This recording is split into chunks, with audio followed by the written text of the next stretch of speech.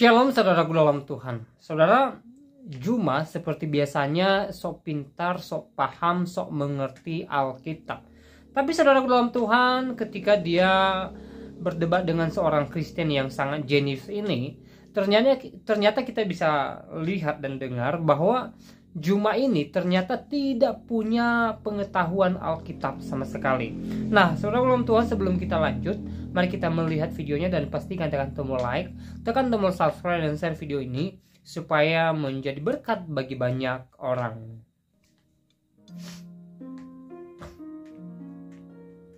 Jadi Yohanes 10 itu menjelaskan tentang kehadiran Yesus sendiri. Yohanes 10 ayat 10 mengatakan, pencuri datang hanya untuk mencuri. Aku datang supaya memberikan mempunyai hidup dan mempunyai dari segala kelimpahan. Itu intinya Yohanes 10 itu. Pencuri datang hanya untuk mencuri dan membinasakan. Tapi aku datang supaya mereka mempunyai hidup dan mempunyai dalam segala kelimpahan. Itu jadi coba Anda artikan dulu dengan benar. Ya. Jadi yang dimaksud dengan pencuri itu adalah iblis. Iblis itu yang mencuri dan membinasakan. Dia itu menipu manusia, itu loh. Kan dia bilang gitu, aku datang supaya mereka punya hidup. Iblis itu membinasakan, membuat orang mati. Jadi manusia sebelum Yesus itu adalah orang yang berada di bawah kuasa iblis. Itulah orang yang sudah jatuh di bawah kuasa iblis setelah Adam dan Hawa itu. Sehingga manusia itu sudah kehilangan kemuliaan Allah, tidak ada yang benar, seorang pun tidak. Seorang pun tidak. Jadi seluruh manusia di dunia ini semua adalah orang berdosa, mau nabi manapun. Mulai dari Abraham itu semua itu orang berdosa itu. Satu-satu manusia yang suci, yang sempurna, yang tidak berdosa sama sekali adalah Yesus. Dia manusia yang sempurna dan suci. Itu yang mau dikatakan seperti itu. Makanya dia katakan, pencuri datang hanya untuk mencuri. Yaitu iblis yang menghasut manusia, sehingga manusia jadi jahat dan menyusahkan banyak orang. Tetapi aku datang supaya mereka mempunyai hidup dan mempunyai dalam segala kelimpahan. Itu saudara Joel ya. Jadi maksud ayat itu supaya kita mengerti dengan baik. Maksudnya itu apa? Yang pencuri itu ajar iblis. Karena manusia di dunia ini ada dua, saudara Joel ya. Ada dua kuasa, iblis dan Tuhan. Jadi kalau bukan Tuhan yang berkuasa atas manusia, berarti dia sudah berada di bawah kuasa iblis. Kira-kira begitu tuh, ya pengertiannya. Jadi ayat itu mau menjelaskan itu. Kalau di dunia ini manusia yang tidak berada di bawah kuasa Tuhan, dia sudah berada di bawah kuasa iblis. Buktinya apa? Akhlak. Akhlak manusia itu menentukan dia orang benar atau tidak. Ya, bukan agama ya, akhlak pribadi. Jadi tiap pribadi yang tidak benar itu berarti bukan dari Tuhan itu. Jadi kita bedakan bicara soal agama ya.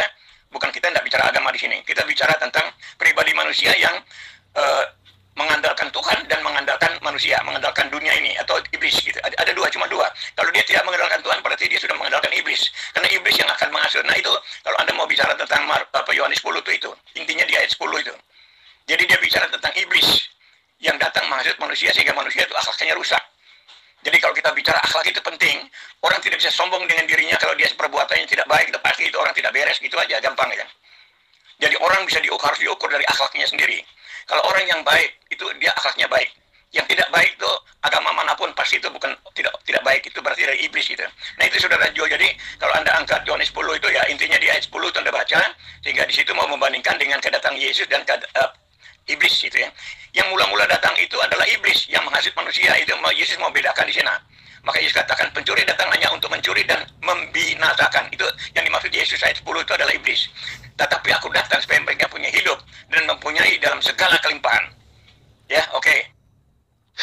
Baik, Pak Martin, terima kasih banyak atas paparannya.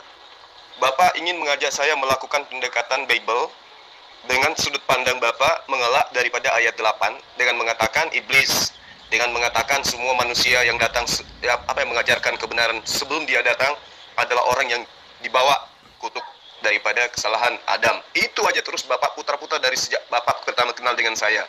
Pak, saya bukan ngajarin, Pak. Bapak adalah pendeta yang dibayar sehingga Bapak keluar-keluar dan menggunakan kitab yang Bapak imani. Saya adalah penginjil, Pak, yang tidak dibayar, tetapi murni belajar kitab Bapak untuk menyelamatkan manusia dari penyesatan yang Bapak lontarkan setiap saat. Pak Martin Ali, kalau Bapak ingin mengangkat ayat 10 dari Yohanes 10 ayat 8 yang saya suguhkan kepada Bapak, tolong awali dengan ayat pertama. Yesus dikatakan gembala yang baik, tetapi di sisi lain dia mengatakan ibunya adalah pencuri dan perampok. Analisa ini bukan tidak berdasar, Pak. Coba Bapak ambil ayat 8, terjemahkan ke dalam seluruh bahasa daerah yang ada di Indonesia. Lalu apakah semua orang Kristen itu memiliki paham yang tinggi? Layaknya Pak Martin, kalau Pak Martin memahami kekristenan itu dengan paham yang tinggi, meskipun Bapak tidak lagi menggunakan otak, gitu loh. Orang Karo misalnya, ketika gospel diterjemahkan ke dalam bahasa Karo, apa orang Karo pahami kemudian? Karine sire leben asangken, aku pinangkok dengan perampok, jangan labo lah bikin biri-biri iya. Itu gimana ceritanya? Belum lagi orang Toba, diajarkan juga dengan ayat itu, saluhut angka naung majoloani ahu, padangko doi jalan pamangkus, alendal, ditangihon angka kabiru-biru anasida dan seterusnya. Belum lagi orang Makassar, belum lagi orang Aceh, belum lagi orang Mamasa, belum lagi orang Bugis dan seterusnya. Jadi kalau ayat-ayat ini, kitab suci ini dijadikan sebagai sebuah acuan pembentukan akhlak umat, maka celaka. Dan fakta di lapangan kita lihat coba seperti apa. Ya, Bapak boleh bangga karena Anda adalah pemuka agama, tapi Bapak coba lihat di lingkungan kehidupan manusia yang membuat kerusakan, yang membuat kekacauan. Anda boleh menuduh umat Islam, tetapi lihat faktanya. Di mana basis Bapak bermukim, disitulah kita lihat bagaimana kezaliman-kezaliman itu terjadi.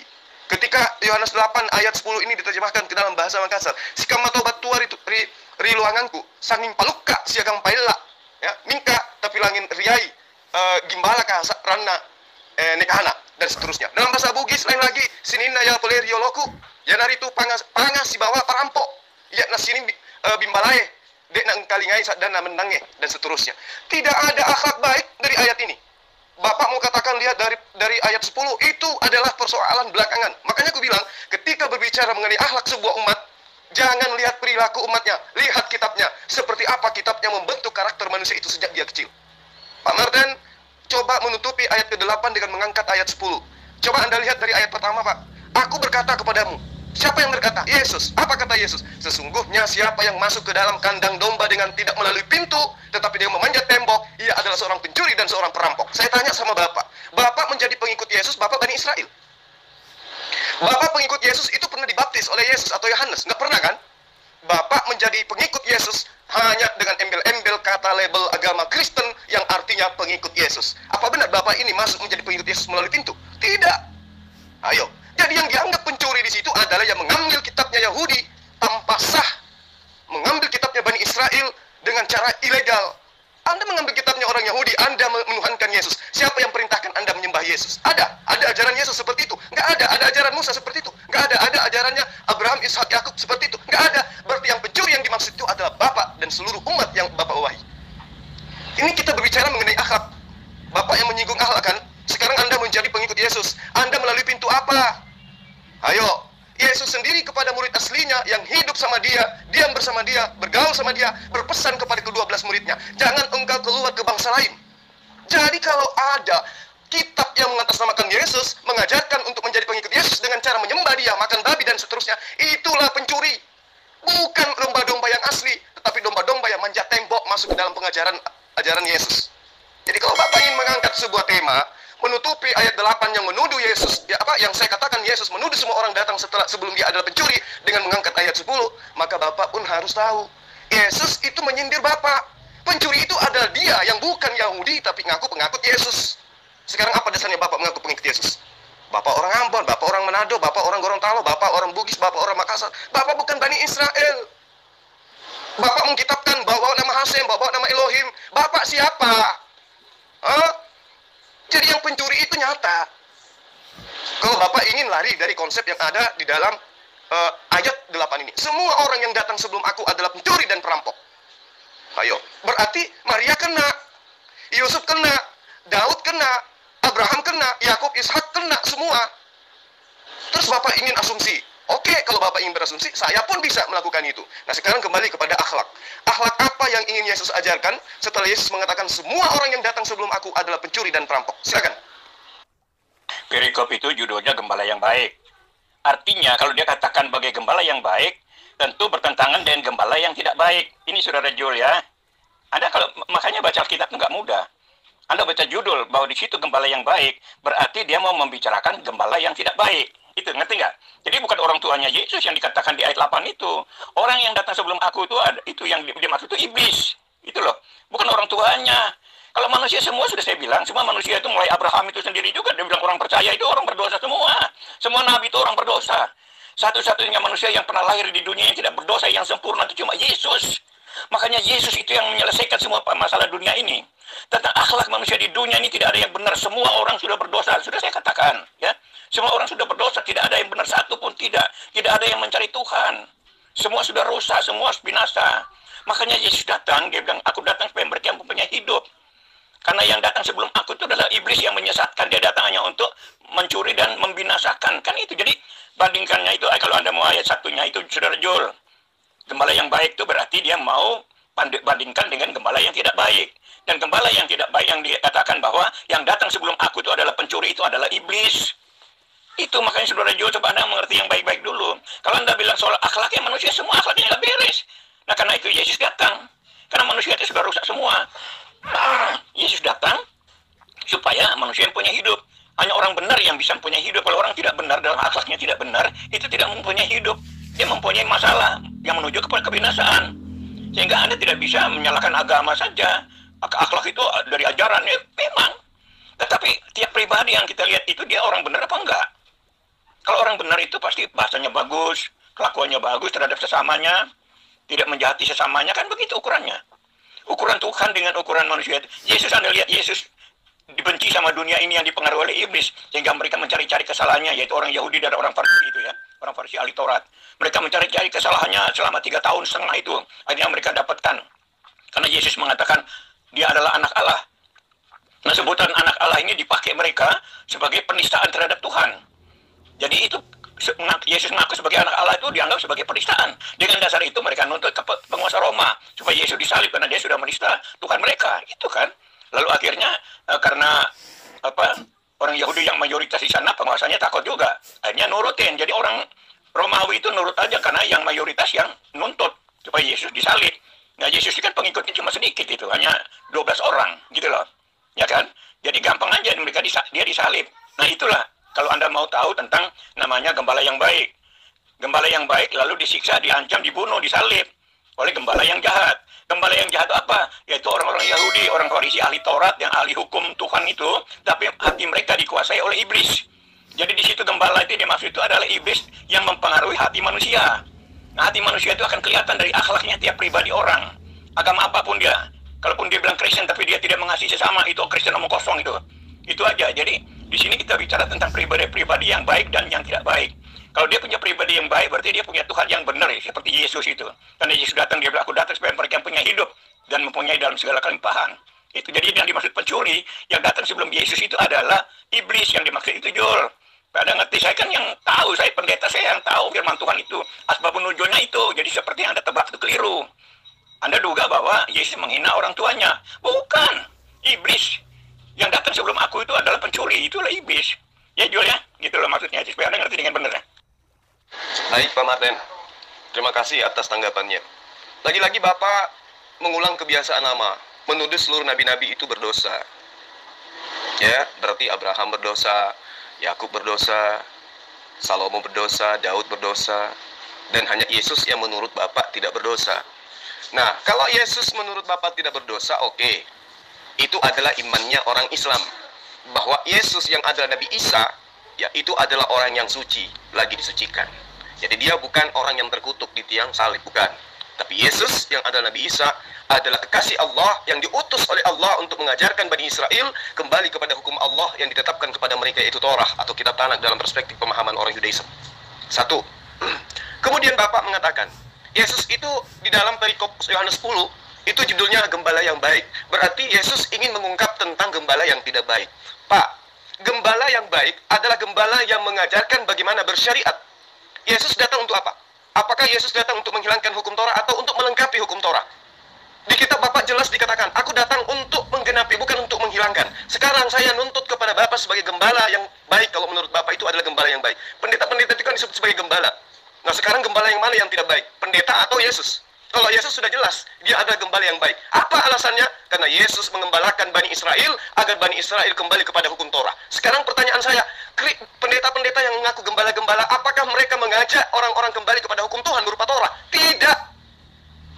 Berarti pendeta-pendeta ini bukan gembala yang tidak baik, bukan gembala baik, tapi gembala yang tidak baik atau penyesat. Mohon maaf, saya harus mengukur dari pola kata Bapak Martin sebagai selaku pendeta dengan mengatakan Yesus adalah gembala yang baik. Gembala yang baik itu, Pak, sesuai dengan penjabaran Yesus dalam ayat ini, ya, di dalam bab ini. Domba-dombaku mendengarkan suaraku. 1 poin. Domba-dombaku mengenal aku. 2 poin. Domba-dombaku aku kenal. 3 poin. 4 poinnya adalah mereka mendengarkan perkataanku dan mengikuti aku. Sekarang pertanyaan saya, Bapak mengajak umat Kristen untuk menyembah Yesus, Bapak ikut siapa?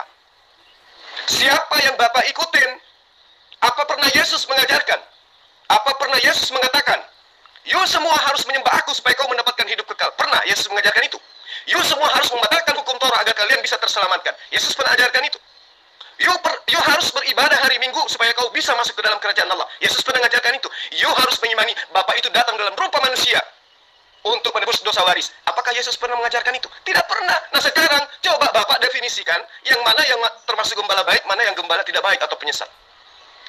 Apakah Bapak berdiri di atas mimbar mengajarkan umat Kristen mengajak untuk makan babi, ibadah hari Minggu, menyembah kepada Yesus? Bapak mencontoh pada ajaran Yesus, mendengarkan perkataan Yesus, mengikuti pola hidup keberagamaan Yesus? Tidak. Berarti Bapak adalah gembala yang tidak baik alias penyesat. Makanya saya nyindir tadi di ayat pertama. Siapa yang dimaksud perampok itu? Siapa yang dimaksud pencuri itu? Bapak yang dimaksud. Makanya kalau Bapak ingin menganalisa ayat ini dengan jelas, Bapak harus menggunakan pendekatan akal, pendekatan ilmiah.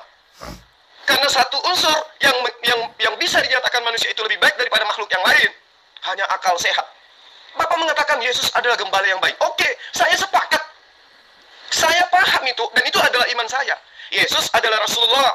Yesus adalah kalimatullah. Yesus adalah utusan Allah yang diajak, yang diutus untuk mengajak Bani Israel kembali kepada hukum Torah yang dibawa 1700 tahun sebelumnya oleh Nabi Musa alaihissalam. Jadi Bapak salah kalau menilai bahwa, oh tidak, yang dimaksud di situ adalah iblis. Bapaklah iblisnya. Mohon maaf, saya harus jujur mengatakan itu, Pak, karena Bapak tadi nyindir akhlak kan. Nah sekarang kalau Bapak sebagai gembala yang baik, Bapak akan mengajarkan bahwa Yesus diutus hanya kepada Bani Israel. Kalau Bapak adalah gembala yang baik, Bapak akan mengajarkan bahwa Allah satu-satunya yang benar itu adalah Allah yang ada di langit. Kalau Bapak adalah gembala yang baik, maka Bapak akan mengajarkan tinggalkan Kristen dan masuk ke dalam ajarannya mengajarkan la ilaha illallah, Isa Rasulullah.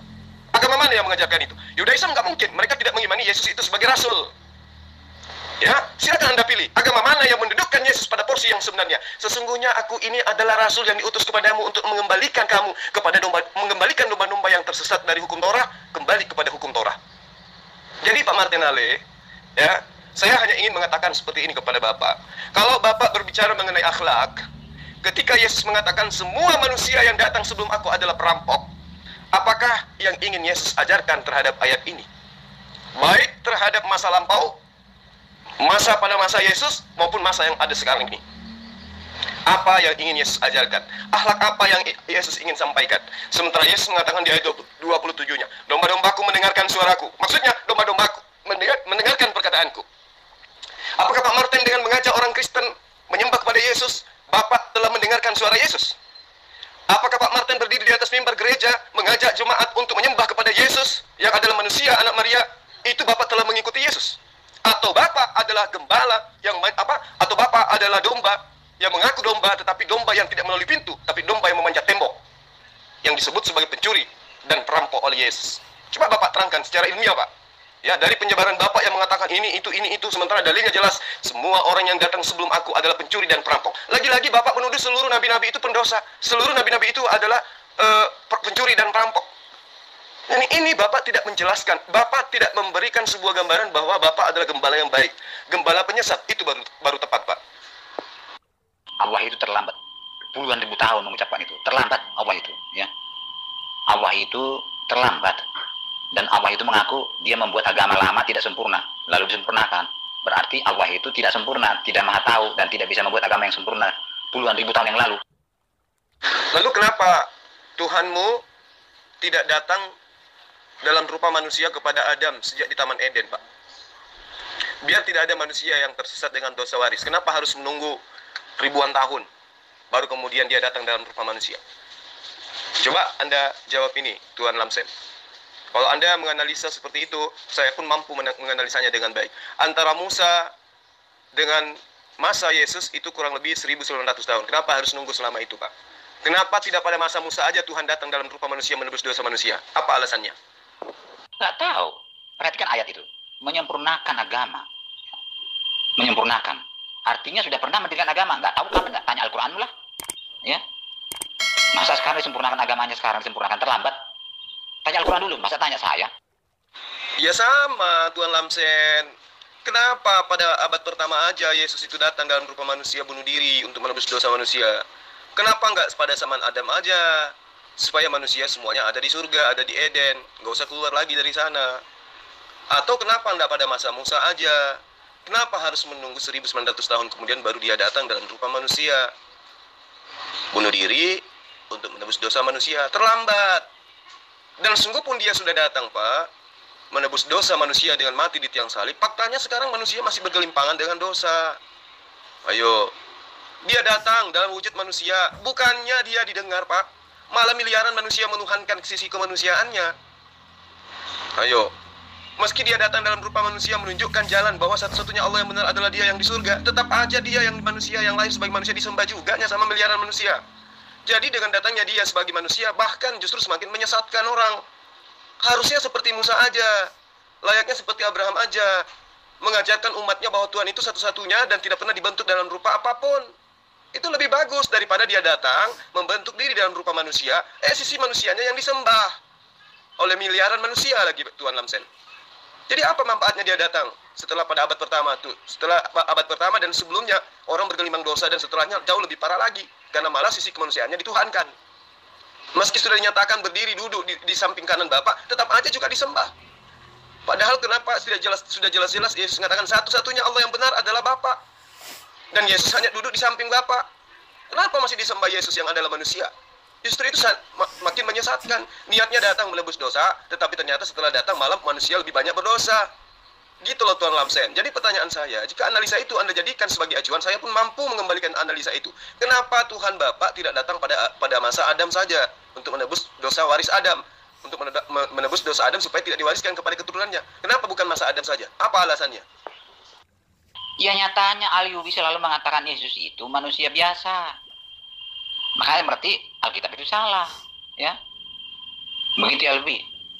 Semoga Al-Yubi berdiri di jalan yang lurus dan mengenal Yesus itu, karena hidup kekal itu adalah mengenal Yesus. Yesus itu bukan manusia biasa, Tuan Lamsen. Ya, tapi kalau dia didudukkan sebagai Tuhan, barulah kemudian pernyataan Yesus itu manusia biasa itu didudukkan. Tetapi kalau kita melihat dari kacamata manusia, Yesus itu bukan manusia biasa. Kenapa? Karena dia lahir tanpa ayah, sama seperti Abraham, sama seperti Adam, sama seperti Hawa. Tuh. Dia lahir ajaib sebagai manusia loh. Jangan lagi diembel-embelin sebagai Tuhan. Jadi Yesus itu adalah manusia yang super. Kenapa saya katakan super? Meskipun ditolak oleh kaumnya, Yesus memperlihatkan kesabaran, keteguhan iman. Yesus memperlihatkan ketaatannya kepada Allah.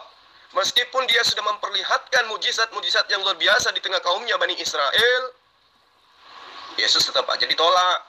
Dia sudah perlihatkan bagaimana Allah mampu melalui dirinya menghidupkan Lazarus, menghidupkan orang yang sudah mati, berjalan di atas air, membuat mata orang buta melihat, orang lumpuh berjalan. Tetapi semua itu tidak ada artinya di mata Bani Israel. Dianggapnya itu hanya sebuah permainan belaka, dianggapnya itu adalah sihir belaka, bahkan berujung kepada kematian. Lalu apesnya lagi muncul penjajah Romawi yang menganut ajaran mitologi pagan Yunani, mengangkatnya menjadi Tuhan. Lebih apes lagi Yesus itu. Jadi Pak Lamsenio Baho, saya katakan kepada Anda, Yesus itu bukan manusia biasa ketika disetarakan dengan manusia. Tetapi ketika disetarakan dengan Sang Pencipta, Yesus itu hanyalah makhluk biasa, ciptaan Allah. Tidak ada bedanya dengan makhluk yang lain. Gitu loh Tuan Lamsen. Justru itu terlambat. Kamu bilang agama Yahudi, agama Nasrani disempurnakan. Jadi saya jadi bingung kamu bilang tidak pernah ada agama diciptakan oleh Tuhan selain Islam. Jadi agama Yahudi dan Kristen itu agama apa? Kamu bilang agama Islam disempurnakan. Kenapa disempurnakan? Kapan rupanya agama Islam itu diciptakan oleh Allah? Kenapa nggak sempurna sekalian pertama waktu diciptakan? Kenapa terlalu terlambat begitu lama baru diciptakan? Pikir dulu ya.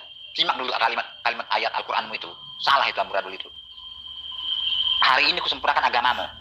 Berarti sudah pernah ada agama. Taruhlah Islam. Islam yang dulu pertama diciptakan. Tapi nggak sempurna. Sempurna baru ribuan tahun. Sudah ribuan tahun baru sempurna. Abah bagaimana itu ya? Manusia-manusia dulu bagaimana? Nggak sempurna agamanya. Baru sekarang sempurnakan. Terlambat, Roy. Begini pengertiannya Tuan Lamsen. Allah itu mengajarkan hukum-hukum. Hukum-hukum yang diajarkan oleh Allah kepada Nabi Adam, ketika Nabi Adam taat kepada hukum itu, maka dia adalah muslim. Nah, begitu Abraham datang, Allah memperkenalkan hukum. Ketika Abraham mengikuti hukum-hukum Allah itu, maka Abraham itu adalah muslim. Begitu juga Musa dan seluruh nabi yang diberikan tuntunan hukum, ketika taat kepada hukum itu, maka mereka disebut muslim.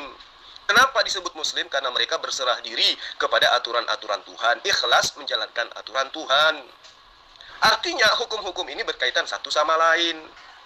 Bagaimana endingnya adalah Saudaraku dalam Tuhan, sambil mendengarkan apa yang mereka sampaikan di video ini, ya, saya ingatkan buat saudara untuk tidak lupa tekan tombol like, tekan tombol subscribe dan share video ini, supaya melalui video ini semakin banyak yang cerdas, semakin banyak yang mengerti bahwa Yesus Kristus adalah Tuhan, dan semakin banyak yang terberkati pastinya.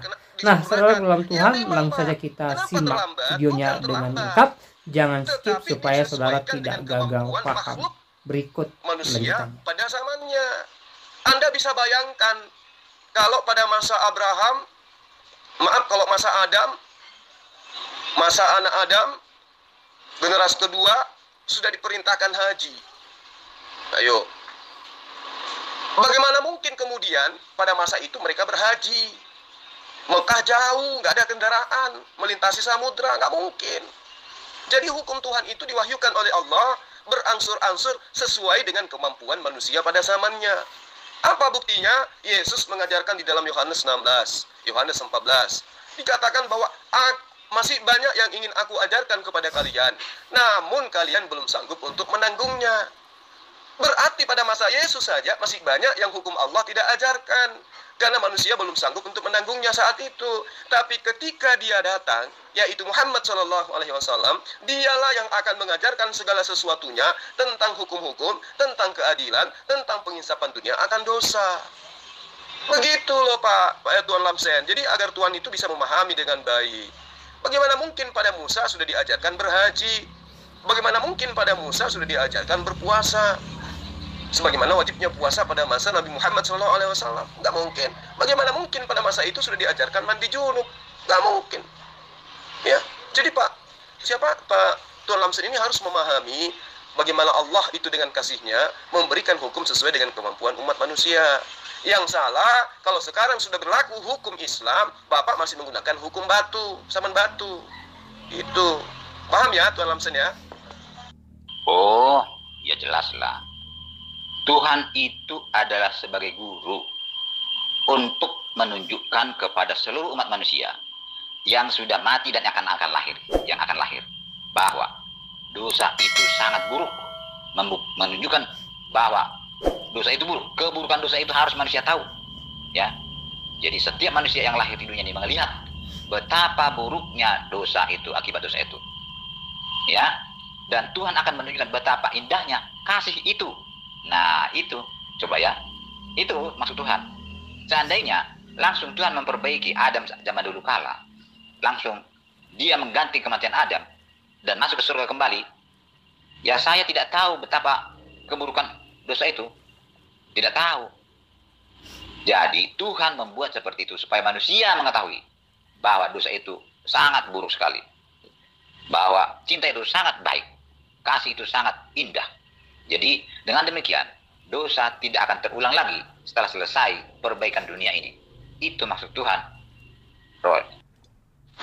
Oh, berarti dengan kata lain Tuhan Bapa sengaja membuat Adam berdosa supaya manusia dan keturunannya itu tahu bahwa inilah dosa itu tidak baik. Begitu maksudnya Tuan Lamsen?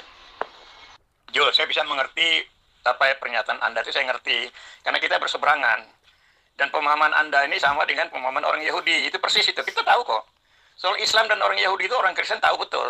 Kalau Anda mengatakan saya iblis, itu saya ngerti. Memang Anda tidak mungkin bisa mengerti tentang Yesus, tidak bisa mengerti tentang ajaran Kristen. Karena tidak mungkin akal manusia tidak bisa mengerti itu.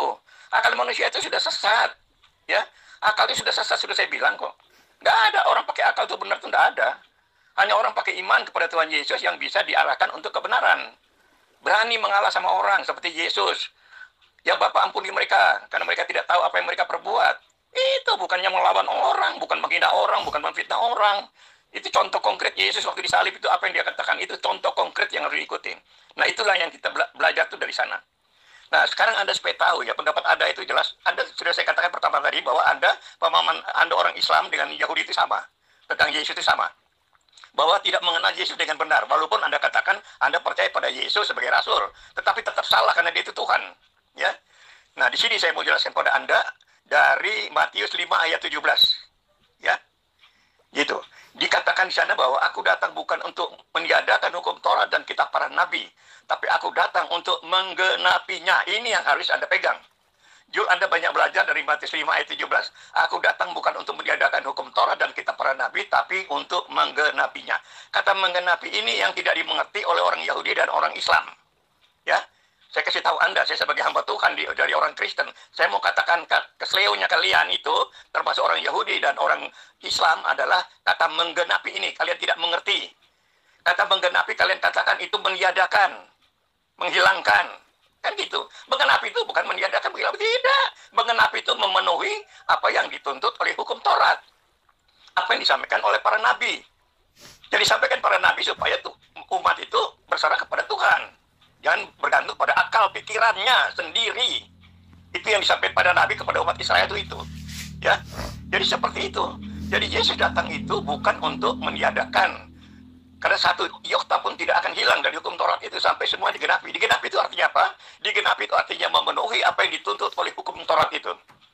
Nah bagaimana Yesus menggenapi? Hukum Taurat itu berbicara tentang dosa manusia. Sejak Adam itu manusia sudah berdosa karena Adam. Sehingga kemuliaan Allah semua manusia sudah rusak.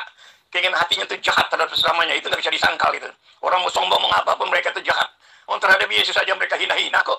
Apalagi sama manusia tuh yang dipercaya orang Kristen sebagai Tuhan aja direndah-rendahkan. Nah itu. Jadi nggak ada manusia yang benar itu. Nah Yesus datang menggenapi artinya memenuhi tuntutan hukum Taurat. Nah tuntutan hukum Taurat itu bahwa kalau orang berdosa harus mati. Upah dosa adalah maut. Sehingga tuntutan hukum Taurat bahwa semua orang harus mati ke neraka. Itu supaya Anda tahu itu. Hukum Taurat itu menuntut bahwa manusia itu yang tidak benar semua itu harus ke neraka. Lalu Yohanes 3 ayat 16, karena begitu besar kasih Allah akan dunia ini, sehingga dia mengaruniakan anaknya yang tunggal, supaya siapa yang setiap orang yang percaya kepadanya tidak binasa, melainkan beroleh hidup yang kekal. Itu adalah jawaban untuk tuntutan hukum Taurat. Karena begitu besar kasih Allah akan dunia ini, sehingga dia mengaruniakan anaknya yang tunggal. Satu-satu anaknya, jelmaannya sendiri, dikorbankan untuk memenuhi tuntutan hukum Taurat dan kitab para nabi. Ngerti ya Jul ya? Itu menggenapi itu. Hukum Taurat menuntut bahwa orang berdosa itu harus mati. Karena tidak ada. Saya sudah bilang, nabi manapun termasuk Abraham, semua nabi manapun orang Musa semua itu orang berdosa. Apalagi yang bukan nabi, ya kan? Itu semua orang berdosa. Makanya itu yang harus masuk neraka semua itu. Tapi Yesus datang, aku datang supaya untuk menyelamatkan mereka karena Tuhan mengasihi, ya. Karena begitu besar kasih Allah akan dunia ini, dia mengaruniakan anaknya.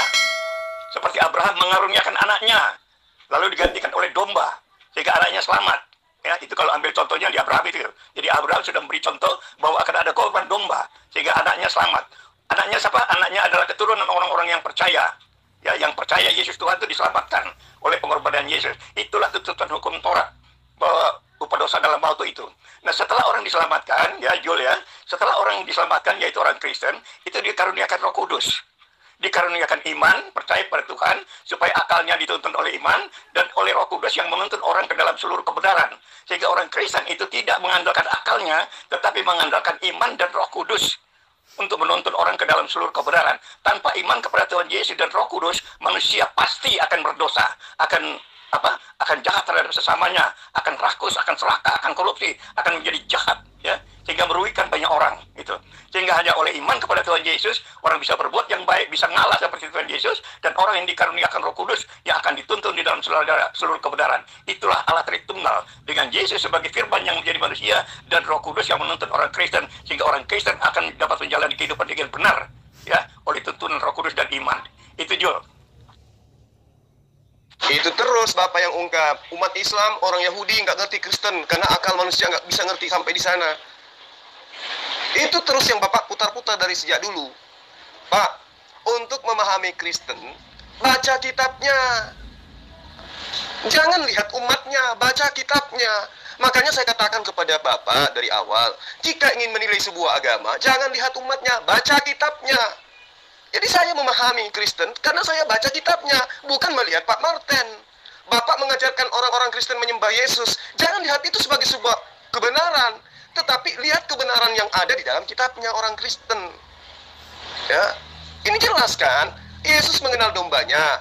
Kata Yesus, dombaku mendengarkan perkataanku. Kata Yesus, dombaku mengikuti aku. Nah, apa yang Yesus teorikan, apa yang Yesus praktekkan, dombanya ikuti itu. Apa yang Yesus katakan, itu dombanya dengarkan. Nah, sekarang Pak Martinales selaku penginjil, selaku gembala, mengajak jemaat menyembah kepada anak Maria. Itu Bapak mendengarkan perkataan siapa? Kalau Anda mengatakan, aku mendengarkan perkataan Yesus, di mana Yesus mengajarkan agar Bapak menjadikan Kristen-Kristen ini sebagai hambanya Yesus? Di mana?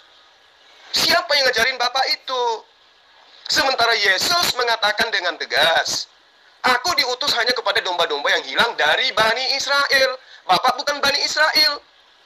Jadi Yesus tidak diutus untuk Bapak. Kalau Bapak ingin menggunakan Matius 28 atau Markus 16, ingat Pak, di situ Yesus mengajarkan supaya mengajak suku-suku bangsa-bangsa muridnya untuk menjadi apa? Menjadi muridnya, bukan menjadi hambanya. Sekarang Bapak petantang-petenteng di atas mimbar, ngajak orang-orang untuk menjadi hambanya Yesus. Bapak mendengarkan perkataan siapa itu? Sampai Bapak ngajarin itu? Ayo. Bapak mengajak orang-orang Kristen ini meninggalkan semua hukum yang diajarkan oleh Yesus pada masa lampau, menuju kepada pengajaran mitologi Yunani. Bapak mengajarkan mereka untuk melakukan hal-hal yang tidak diajarkan oleh Yesus. Itu Bapak mendengarkan perkataan siapa? Ikut pada ajaran siapa? Ikut pada teori dan praktek siapa? Sementara Yesus dengan tegas mengatakan, domba-dombaku mendengarkan perkataanku dan mengikuti aku. Selesai. Jadi kalau ada orang mengaku dombanya Yesus, tapi kelakuannya, pola hidupnya, hidup keberagamaannya tidak mencerminkan dengan cerminan yang dicontohkan oleh Yesus, mereka adalah pencuri dan perampok. Masa yang sampai seperti ini harus saya ajarin pada Bapak? Bapak mengatakan, itu karena Yahudi dan Islam tidak melihat dari apa? Mereka menilai dari akal. Lah, memang Pak, Yesus sendiri mengatakan, kasihi Tuhanmu dengan akal budimu. Jadi jangan akal-akalan. Mengasihi Tuhan maksudnya, sembah Tuhanmu dengan akalmu. Maksudnya, bagaimana cara menyembah Allah? Bagaimana caranya menyembah Tuhan? Apa yang dicontohkan oleh para nabi? Apa yang dicontohkan oleh para utusan Tuhan? Itu yang kita lakukan. Para utusan Tuhan bersyahadat, lakukan syahadat. Shema Israel, Adonai Elohinu, Adonai Ahad. Lakukan itu. Apa yang nabi-nabi ajarkan, sujud dalam beribadah, lakukan sujud. Mereka membasuh, mereka mentahirkan diri, lakukan junub. Ya, mereka sebelum ibadah membasuh muka, mencuci tangan, mencuci kaki, lakukan wudhu. Mereka berpuasa, lakukan puasa. Jadi apa yang dicontohkan para duta Tuhan, itu yang kita lakukan. Itu baru disebut sebagai domba-domba yang baik. Kalau Yesus mengajarkan nyembahnya kepada Allah, Bapak sendiri mengajarkan nyembah kepada Yesus juga, itu Bapak mendengarkan perkataan siapa? Gitu loh. Kalau Bapak ngerti pemahaman saya jauh lebih mengerti tentang pemahaman Bapak. Di mana Bapak semua akal-akalin. Karena Bapak dalam konsep iman Bapak, akal manusia itu sudah menyesatkan manusia sejak dari Taman Eden. Itu kan yang Bapak katakan. Padahal Allah sudah mengampuni Adam ketika dia melakukan khilaf terhadap perintahnya. Allah memberkati Adam, artinya Allah sudah memaafkan Adam. Baca kitab Kejadian. Nah, Pak Lamsen Neobaho muncul. Katanya sengaja Allah itu membuat orang berdosa supaya manusia tahu dosa itu buruk. Dia katakan, kenapa kenapa agama Allah itu terlambat disempurnakan? Ya saya tanya, kenapa Allah terlambat datang menebus dosa manusia? Kenapa tidak pada masa Adam saja langsung tebus supaya anak keturunannya tidak kena dampak dosa waris?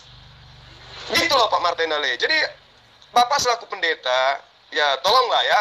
Bukan berarti saya menyalah-nyalahkan dalam arti pribadi Bapak. Ya mungkin karena ada faktor X yang Bapak pertahankan sehingga Bapak masih melakukan hal-hal yang tidak pernah diajarkan oleh Yesus. Tapi Pak, ingat akhirat itu Pak, itu adalah fakta adanya. Kematian itu adalah sesuatu yang nyata Pak. Kalau Bapak tetap aja mempertontonkan ajaran-ajaran yang bertentangan dengan ajaran Yesus, Bapak mau bawa kemana jemaat-jemaatnya? Gitu Pak Martin. Berarti Zulkifli sudah mengakui bahwa Yesus adalah manusia, tidak sama dengan saya, tidak sama dengan Muhammad. Yesus adalah manusia super, ya. Di tangannya segala kuasa di bumi dan di surga. Justru karena itulah, karena orang Yahudi tidak mengenal Yesus, tidak tahu siapa Yesus itu, maka dia disalibkan. Taruhlah sekarang manusia itu bukan, Yesus bukan manusia biasa. Apakah dia? Saya tidak tahu mengatakan. Sama-sama kita berpikir, siapakah yang memegang segala kuasa di bumi dan di surga? Siapakah yang mampu memberikan hidup kekal kepada manusia? Karena manusia tidak ada yang mampu memberikan hidup kekal kepada manusia. Tidak ada manusia yang memegang segala kuasa di bumi dan segala kuasa di surga. Jadi siapa Yesus itu kira-kira? Taruhlah dia bukan Tuhan. Sekarang kita berpikir dulu. Siapa itu? Kalau manusia tidak mungkin. Tidak ada manusia seperti itu. Tuan Lamsen Yobaho, saya kan mengatakan Yesus itu manusia super ketika dibandingkan dengan sisi manusia. Tetapi ingat, dia bukan satu-satunya manusia super. Musa juga manusia super, Abraham juga manusia super, Muhammad Shallallahu Alaihi Wasallam manusia super duper. Gitu loh Pak Martin, Tuan Lamsen. Kalau Yesus super, dia itu hidup di tengah-tengah orang yang berpendidikan. Ya, Muhammad Shallallahu Alaihi Wasallam orang yang buta huruf, mampu merubah peradaban dunia sampai hari ini. Yesus apa yang bisa kita lihat dari sampai hari ini tentang Yesus? Kitabnya nggak ada, peninggalannya nggak ada, mujizat-mujizatnya tidak ada, muridnya tidak ada, orang-orang Kristen yang mengikuti dia mampu menghidupkan orang mati nggak ada. Tinggal kisah yang kita bisa dengar. Tapi kalau Muhammad, semua ucapannya masih terekam sampai hari ini. Bukti-bukti arkeolog, ya, secara geografis masih bisa kita saksikan saat sekarang. Itu baru dikatakan super duper. Yesus mati di tiang salib. Mana salibnya? Mana tiangnya? Menghidupkan Lazarus. Mana Lazarus? Sebagai bukti mana? Membuat orang berjalan bisa, orang lumpuh bisa berjalan. Mana? Siapa dia? Jadi itu hanya kisah-kisah aja. Dan memang itu adalah terjadi karena dia dikasih mujizat dari Tuhannya. Tapi tinggal kenangan, Pak. Kalau Rasulullah Muhammad SAW, Anda baru cerita tentang apa tentang dia? Gua Hira masih ada sampai sekarang. Ayo. Jadi tidak ada yang saya mengatakan Yesus itu super sehingga dia menjadi Tuhan. Tidak, itu pemahaman mitologi. Ya, itu konsep logos itu Bapak harus pahami dengan baik. Logos itu adalah perantara antara Tuhan dengan manusia. Tetapi dia juga adalah manusia. Hakikatnya dia bukan Tuhan. Tapi dia hanya manusia pilihan di antara seluruh manusia. Itu konsep logos. Jadi Pak Lamsen Yobaho, kalau Yesus Anda katakan dia berkuasa, diberi kuasa, dia tetap aja diberi kuasa. Yang memberi kuasa siapa? Tuhan Allah Subhanahu wa Ta'ala. Sembah dia, karena Yesus pun mengajarkan menyembah kepada Allah. Ya, Anda ke kebun pertanian, tidak, Yesus itu kan sudah diberi kuasa. Betul, tapi apa yang Yesus katakan dalam Yohanes 17 ayat 7? Mereka semua tahu bahwa apa yang ada pada diriku itu semua adalah hal yang berasal daripadamu. Berarti mau hebat apapun Yesus, kehebatannya berasal dari Tuhannya. Sembah Tuhannya, jangan sembah Yesus. Oh, tapi Yesus luar biasa. Memang karena dia diutus kepada Bani Israel, memperlihatkan mujizat kepada Bani Israel, supaya Bani Israel itu sadar harus kembali kepada hukum Tuhan. Bukan justru nyembah Yesus. Nyembah Yesus itu ajaran penjajah Romawi yang menjajah tanah Yudea dan Galilea, Bani Israel kala itu, dengan membawa konsep pagan Yunani. Nah, kalian sekarang mengatakan Yahudi tidak paham, Yahudi tidak ngerti Yesus. Anda salah, Tuan Lamsen. Orang-orang Yahudi itu adalah orang cerdas, orang terpelajar. Mereka paham kitab Tanakh, mereka ngerti bahasa Ibrani, mereka tahu bahasa Aram, mereka paham tentang kitab mereka. Mereka tahu apa itu Mesias, mereka tahu siapa itu Elohim, mereka tahu apa itu Hasem. Tidaklah mungkin mereka tidak memilih Yesus, andai saja mereka yang lebih paham tentang kitab Tanakh itu mengetahui bahwa Allah atau Hasem kelak akan menjadi manusia. Tuhan datang dalam rupa manusia itu hanya ada di dalam ajaran mitologi pagan, Pak Lamsen. Dan andai saja nabi-nabi mengajarkan itu, maka Yudaism sekarang ini hilang, berubah menjadi Kristen. Ya, tanah Israel sekarang bukan menjadi tanah Yudaism, tetapi menjadi tanah Kristen. Faktanya Kristen adalah di Eropa pusatnya. Kenapa? Karena mitologi Yunani memang pusatnya di Eropa. Jadi Tuan Lamsen, cobalah gunakan akal sehat, ya. Ya, gunakan akal sehat. Ya, jangan Anda sampai kena kepada ayat Yohanes 10 ayat 1. Sesungguhnya siapa yang masuk ke dalam kandang domba dengan tidak melalui pintu, tetapi dia memanjat tembok, ia adalah pencuri dan perampok. Nah, sekarang Bapak pengikut Yesus ngakunya, Bapak Bani Israel, kan bukan. Sementara Yesus diutus hanya kepada Bani Israel yang disebut sebagai domba. Bapak bukan domba, alias bukan Bani Israel. Kalau Bapak memaksakan diri Anda sebagai domba, sebagai Bani Israel, berarti Anda lah yang dimaksud penyesat itu, menyerupai domba padahal serigala. Gitu loh, Tuan Lamsen. Bukan begitu, saudaraku. Tuhan Alkitab itu sungguh amat baik, memberikan yang terbaik kepada manusia. Apa yang diberikan kepada manusia yang terbaik? Coba. Dia menciptakan manusia untuk hidup kekal selama-lamanya. Diciptakan di bumi yang sempurna itu. Bumi yang nyaman tempat oleh manusia, yang ada tamannya. Nah, di taman itulah juga ditempatkan oleh Tuhan Alkitab itu manusia itu. Di situ banyak buah-buah. Di sanalah diberikan kuasa kepada Adam dan Hawa. Menguasai apa? Menguasai binatang dan tumbuh-tumbuhan. Itu hebatnya Tuhan. Kuasalah yang sangat diidam-idamkan oleh seluruh umat manusia. Dan Tuhan memberikan itu kepada manusia. Coba, tidak ternilai harganya, nilainya, tidak bisa terhitung nilainya berapa besar nilainya kuasa itu. Tahu nggak Zulkifli? Orang perang-perangan, perang dunia, terus bunuh-bunuhan untuk merebut kuasa Zulkifli. Kuasa idaman-idaman manusia itulah Tuhan berikan kepada Adam dan Hawa, menguasai binatang dan tumbuh-tumbuhan. Ada lagi yang Tuhan berikan kepada Adam dan Hawa, bebas menentukan pilihannya. Tuhan memberikan batas kuasa kepada Adam dan Hawa. Tidak semua kuasa diberikan, dibatasi. Apa itu? Semua tumbuh-tumbuhan ini dikuasai oleh Tuhan, kecuali ada satu. Nah, itu diberikan Tuhan batasnya supaya ada beda Tuhan dengan manusia. Kalau semua dia mau kuasai, berarti dia sama dengan Tuhan kan? Tidak boleh, karena dia diciptakan. Maka dibuatlah batas kekuasaannya. Yang satu ini, jangan kamu makan Adam ya. Jangan makan. Kalau kamu makan, kamu pasti mati. Itulah hebatnya Tuhan Alkitab itu. Jangan makannya, itu perjanjian sama Adam dan Hawa. Kalau kamu makan, mati kamu. Tetapi sayangnya Adam dan Hawa tergoda oleh iblis, percaya. Karena iblis itu menggunakan firman Tuhan juga, perkataan Tuhan juga untuk mengelabui, untuk menipu si Hawa. Tertipulah Hawa, sehingga dia memakan buah yang dilarang oleh Tuhan itu. Buah yang bukan haknya, dia mencuri. Mau tidak mau, dia harus mati. Nah, dengan demikian, Tuhan menunjukkan betapa buruknya dosa itu. Akibatnya adalah kematian. Dunia pun terkutuk. Tuhan biarkan itu, supaya manusia tahu betapa buruknya dosa itu. Dan Tuhan pun menolong manusia, melepaskan manusia dari dosa, kematian kekal akibat dosa itu. Itulah cerita Alkitab Zulkifli ya. Luar. Iya, tanpa Tuhan Lamsen jelaskan tentang Tuhan itu saya pun tahu. Tuhan itu maha kasih, Tuhan itu maha penyayang. Nah sekarang kenapa kalau Tuhan Lamsenio bahwa Tuhannya itu maha kasih, maha penyayang dalam perspektif pemahaman Kristen, kenapa tidak nembus dosa sejak Adam melakukan dosa aja? Kenapa harus nunggu sampai Maria jadi korban? Kenapa saya katakan Maria korban? Ya kasihan dia kan, gara-gara dia hamil dituduh berzina, gara-gara dia hamil dia harus kehilangan keperawanan pada saat melahirkan. Setelah melahirkan membesarkan anaknya. Setelah jadi anaknya jadi besar, ternyata anaknya itu adalah Tuhan.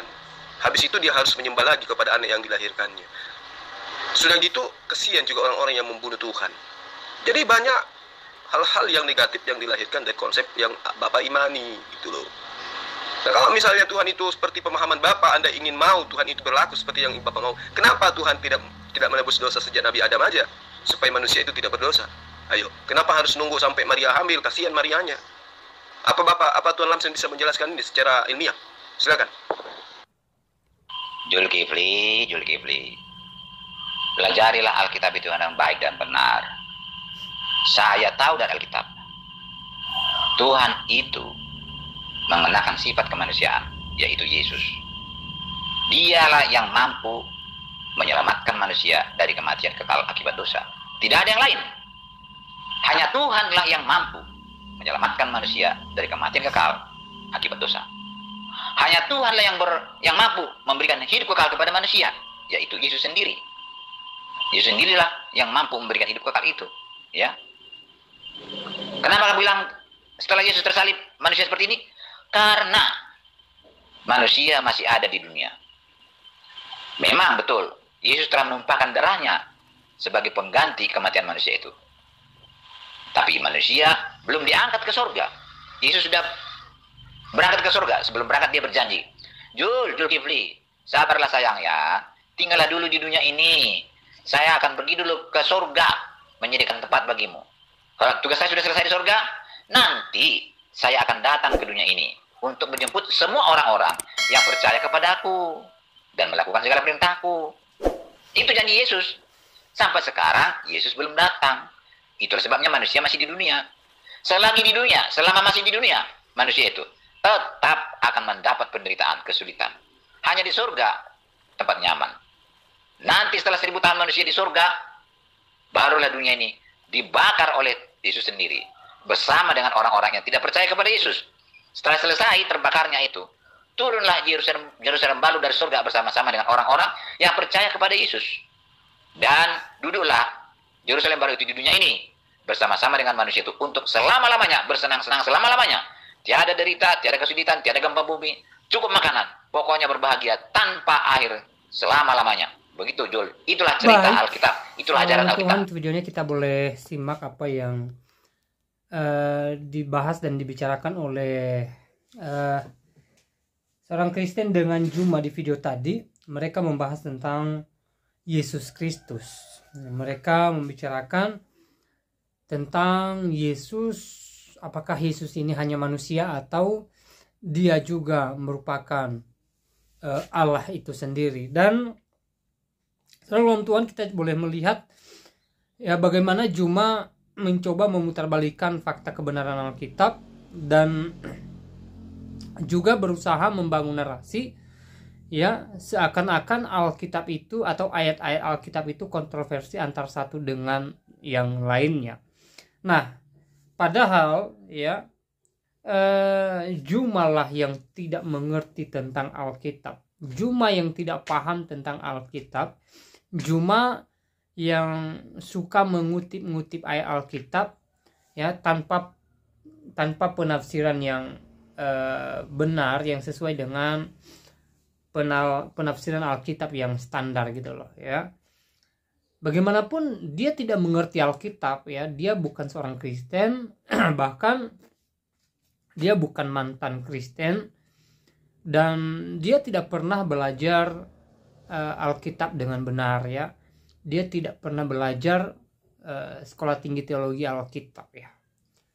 Jadi wajar saja kalau Juma ini selalu saja salah dan ngawur menafsirkan Alkitab. Dia menafsirkan Alkitab sesuka hatinya, bukan berdasarkan fakta Alkitab yang sebenarnya gitu loh. Dia hanya mencoba mengelabui pikiran orang percaya atau orang Kristen ya, dengan membangun narasi ya, membuat ayat-ayat Alkitab itu seakan-akan kontroversi satu dengan yang lainnya. Tetapi puji nama Tuhan, walaupun demikian ya, Tuhan melakukan berbagai keajaiban ya untuk tetap menyatakan kebenaran Alkitab sendiri ya. Salah satu cara Tuhan adalah memakai hamba-hambanya para apologet Kristen untuk meluruskan pernyataan-pernyataan orang lain atau orang di luar sana yang bukan Kristen terhadap Alkitab gitu loh. Ya, Tuhan memakai para apologet Kristen untuk meluruskan pernyataan yang salah tentang penafsiran Alkitab. Salah satu contohnya seperti penafsiran Juma di video tadi yang selalu saja salah. Dan puji nama Tuhan, seorang apologet Kristen yang sangat pintar, cerdas ya, terus meluruskan apa yang disampaikan oleh Juma, sehingga setiap audiens atau pendengar ya tidak salah mengerti dalam Tuhan ya.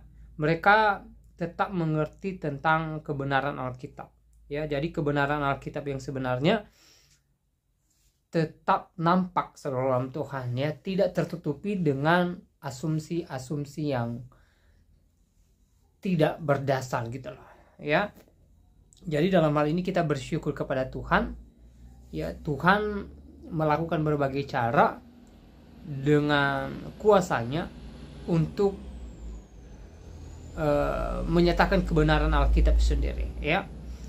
Jadi saudara dalam Tuhan, setelah saudara menonton dan mendengarkan apa yang mereka sampaikan di video tadi, kira-kira apa yang menjadi tanggapan saudara?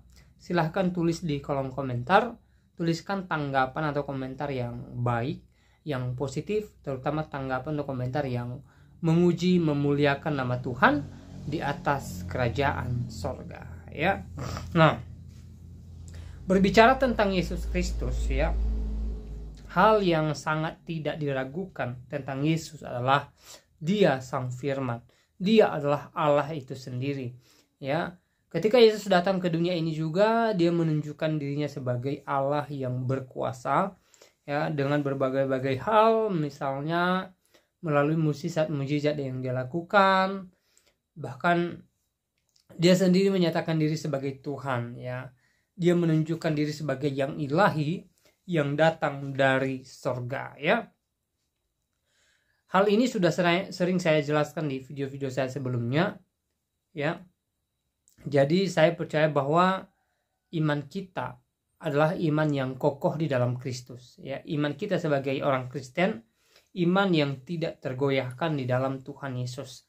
Apapun yang kita dengar hari-hari ini tentang Yesus, bukan Tuhan, Yesus manusia biasa, Yesus seorang nabi, saya percaya bahwa itu tidak melunturkan iman kita, tetapi iman kita tetap teguh di dalam Tuhan Yesus Kristus. Kita tetap percaya bahwa Yesus adalah satu-satunya sumber keselamatan dan yang memberi keselamatan dalam kehidupan kita, ya. Nah, sekali lagi, jika saudara punya tanggapan terhadap video yang barusan kita lihat bersama, silahkan tulis di kolom komentar. Tuliskan tanggapan komentar yang baik, yang positif, terutama komentar yang memuji, memuliakan nama Tuhan di atas kerajaan surga. Dan saya tidak terlalu panjang lebar menyampaikan pesan dalam video ini. Semoga kita tetap semangat, semoga kita tetap sehat, dan semoga kita tetap hidup di dalam Tuhan. Kita jadi orang yang senantiasa taat akan firman Tuhan. Dan saya percaya bahwa kita adalah orang-orang yang senantiasa diberkati oleh Tuhan Yesus Kristus. Nah, saudara dalam Tuhan, semoga video singkat ini memberkati kita, dan Tuhan Yesus Kristus memberkati kita semua. Shalom.